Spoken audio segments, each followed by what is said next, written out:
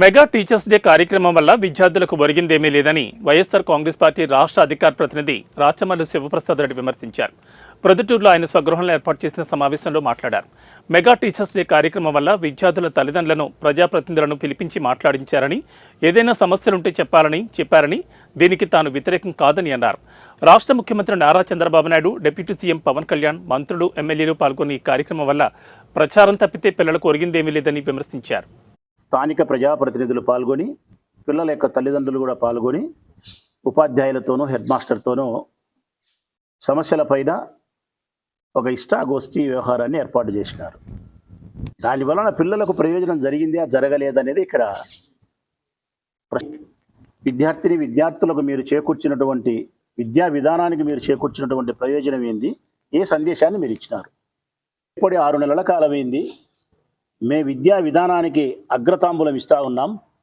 అందులో భాగంగా ఇదిగో మా ప్రభుత్వంలో ఈ నూతన సంస్కరణలు చేపట్టబోతా ఉన్నాం. గత ప్రభుత్వం అమలుపరిచినటువంటి ఈ అంశాలను మంచివి కాబట్టి కొనసాగిస్తాం.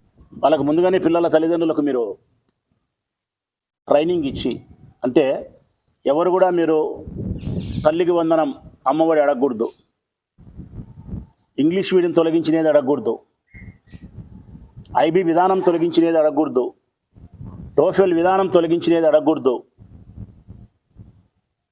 మీ పిల్లలకు జరుగుతూ ఉండే అసౌకర్యాలను కానీ, గత ప్రభుత్వంలో విద్యా విధానంలో తీసుకొచ్చినటువంటి మంచి కార్యక్రమాలు ఇప్పుడు అమలు చేయలేదని కానీ మీరు ప్రశ్నించకూడదు.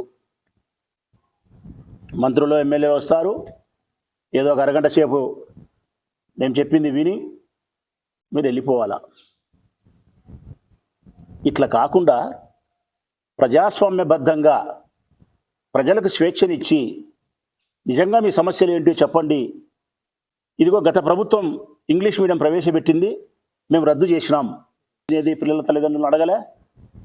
నాడు నేడు గతంలో పనులు ఎట్లా జరిగినాయి, గతంలో స్కూల్ ఎట్లుండేది, ఇప్పుడు మీ పిల్లలు చదివే స్కూల్ ఎట్లుంది, నాడు నేడు కింద ఇంకా ముందుకు మనం పోవాలంటే ఏమేం చేయాలా, లేకుంటే డిజిటలైజేషన్ చేసినాం, కంప్యూటర్ యుగంలోకి వచ్చినాం, గత ప్రభుత్వం ఇది చేసింది, దీన్ని కొనసాగించాలన్నా వద్దా, భోజనం